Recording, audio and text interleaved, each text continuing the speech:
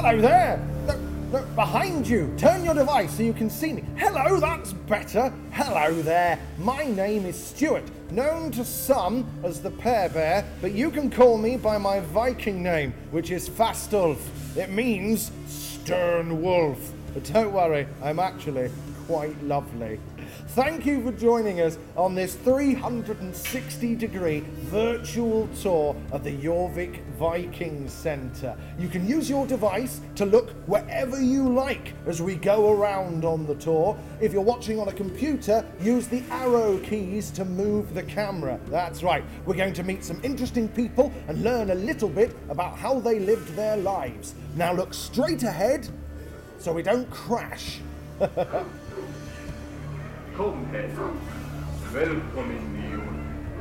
well, that was very nice of him. He just said "Willkommen," which is welcome in Old Norse. That's the language the Vikings would have spoken, Old Norse. A very important language. 1 in 7 of the words that we use today are derived from Old Norse. You're going to hear that and many more languages as we travel around.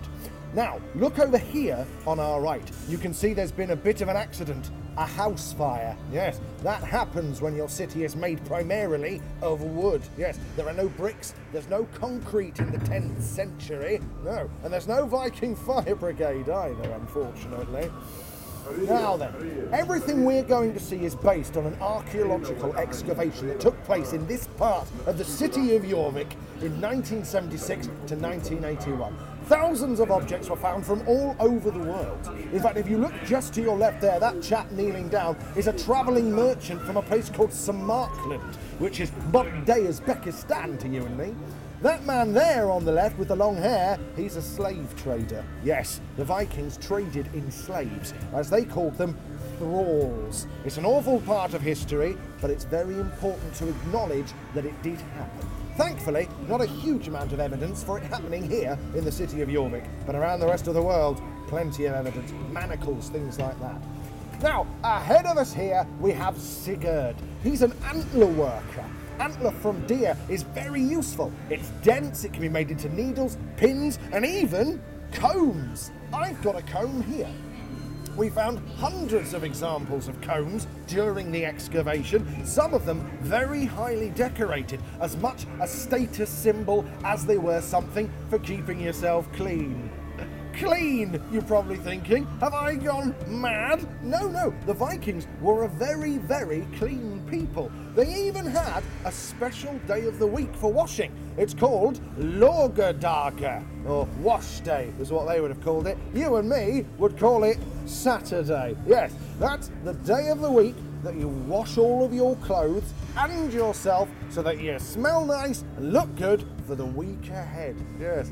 Compare that to the Anglians who lived in this part of the world alongside the Vikings, only washing themselves about twice a year, and you can probably understand why Anglian writings complain about Vikings coming over here and stealing all of the women, because they look so nice and smell so great. On the subject of things that smell bad, though, if you look down just in front of you there, those furry things in that pen, those are pigs. Yes, they look a lot different to modern pigs, and that's because 1,000 years ago, pigs were a lot smaller and had longer snouts. These are Viking dustpins. You can throw all of your rubbish to them and they'll eat them. The best thing about it is as well, is that once your bin's full, you can eat it. Yes, and that's probably what Grummy, our blacksmith here on the right, is sharpening his whetstone, getting ready to start cooking some dinner. A blacksmith is very important to a 10th century city like Jorvik. Their nails hold the city together, and their tools allow people to engage in all of the crafts that they would have been taking part in. In fact, talking about crafts, if you look just ahead of us here, this is our wood turner, our cup maker, and he's very important.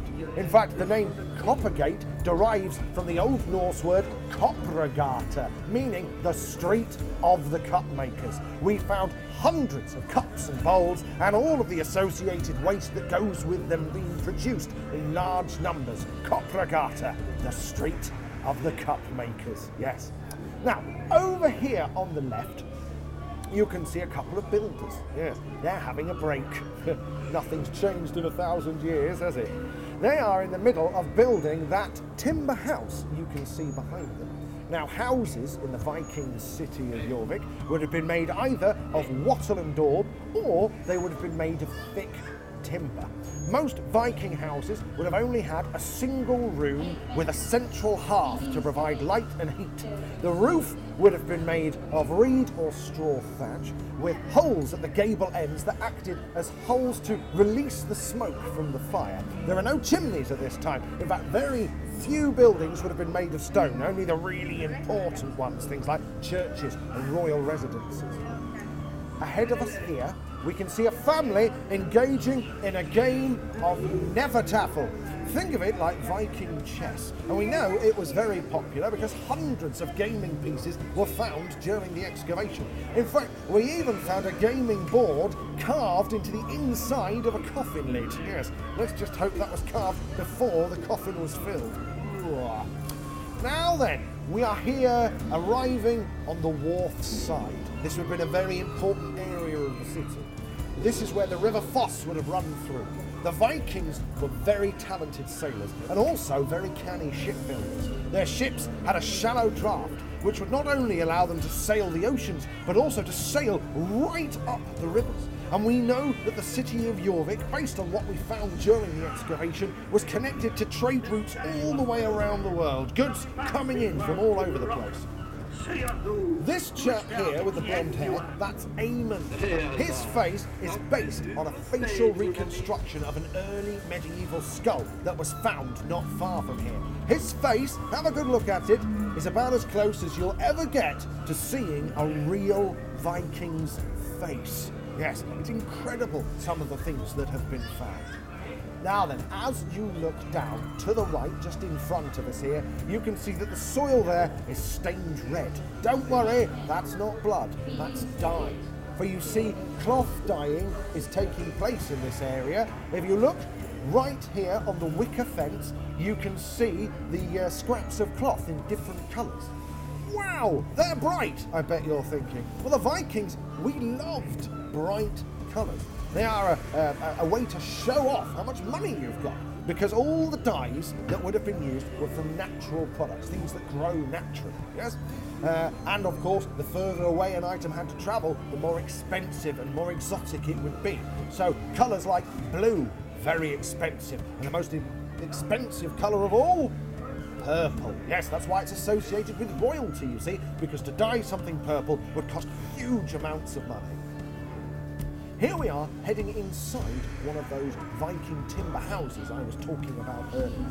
The advantage to a timber house as opposed to a wattle and daub house is it's a lot stronger, so it can support lower levels. Look down and forward and you can see that there is a cellar, and that would be used for storage, and that would allow you more space for your living area, your single room that you live in. Now, of course, if you're very wealthy, your house might have separate sleeping alcoves covered with furs and rugs to keep you warm in the night. But most houses would at the very least have had an earthenwork bench covered in wood, then covered in furs. Think of it like a Viking sofa bed. You can sit on it during the day and then sleep on it at night, away from the damp floor. Yes. Now then, here on our left, just in front of us, we can see this lady is weaving material on a loom. And this is how all clothes were made in the 10th century. Yes, it's a very long process. There are no factories, no mass production. So most people would only own one or maybe two sets of clothing, much repaired and passed down through the generations. And that, in fact, would not really change for another 800 years, not until the Industrial Revolution comes along. Now then, my friends, I hope you're in the mood to do a spot of shopping, because we are now heading out onto the main high street of Kopragata, Street of the Cupmakers. Here we have a man selling pots, and just ahead of us now, with the dark hair and the dark tunic there, is Maud the Leather Worker.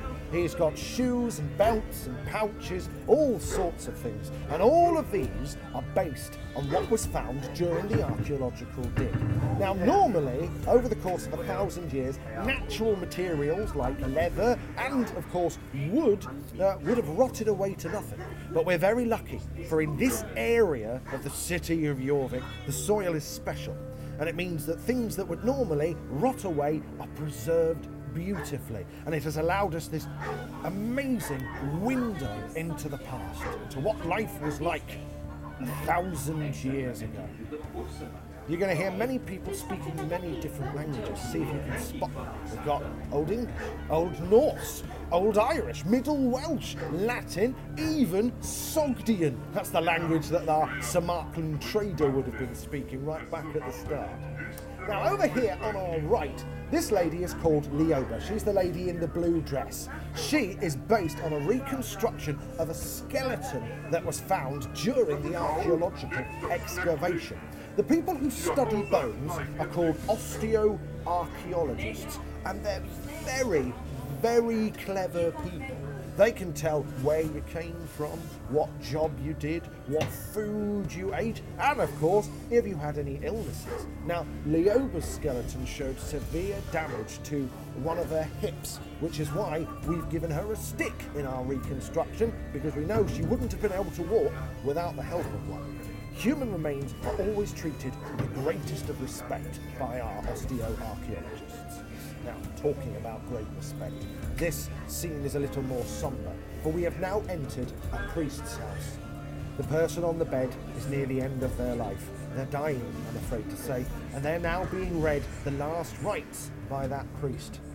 Now, life expectancy in the 10th century was much lower than it is today.